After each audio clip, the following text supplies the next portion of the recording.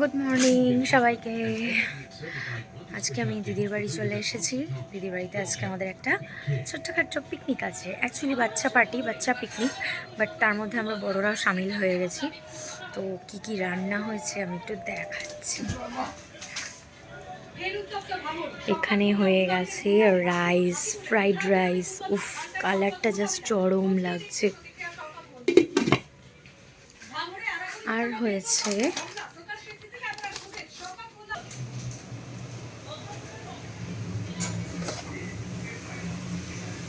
এই যে chilli chicken.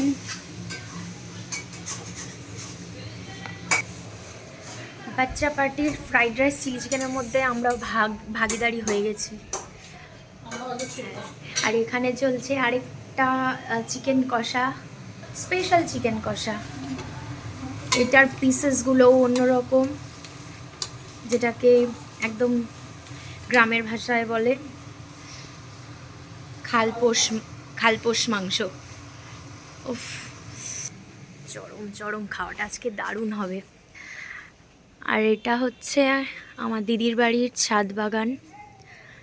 কি সুন্দর সুন্দর গাছ করেছে। অবশ্যই এর পিছনে অনেক খাটনি আছে, সময় দিতে হয় প্রচুর। প্রত্যেক বছর এরকম গাছ লাগায় ও নিজে হাতে। গোলাপগুলো উফ, কি চরম কালার গোলাপটার।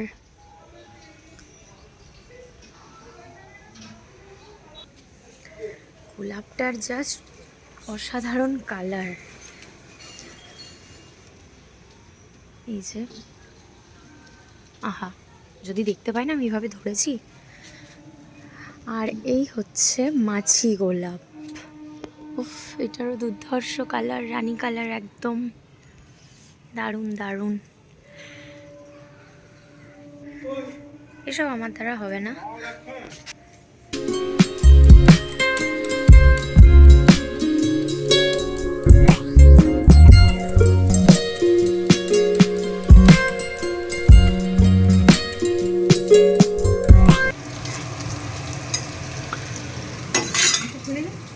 খাবো, পকোড়া দেখলে থাকা যায়।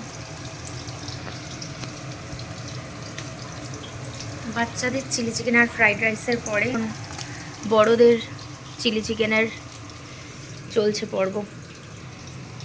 আর এখানে চিকেন কষাটা আমি একটু হাত দিয়েছি।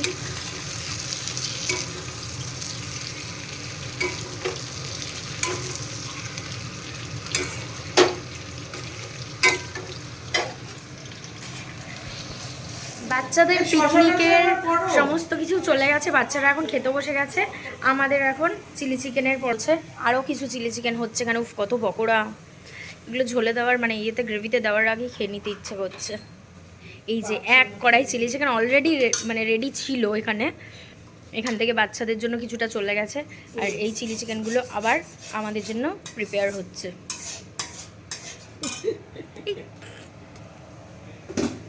এই যে সব রাঁধুনিরা আমরা এখানে আরেকটা চিলি চিকেনের প্রিপারেশন চলছে।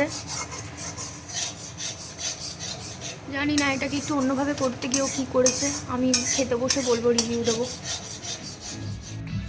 সব ডান আমাদের। এখন চলছে ফ্রাইড রাইস, একাই খাচ্ছে মনে হচ্ছে, সার্ভ করার পর্ব চলছে।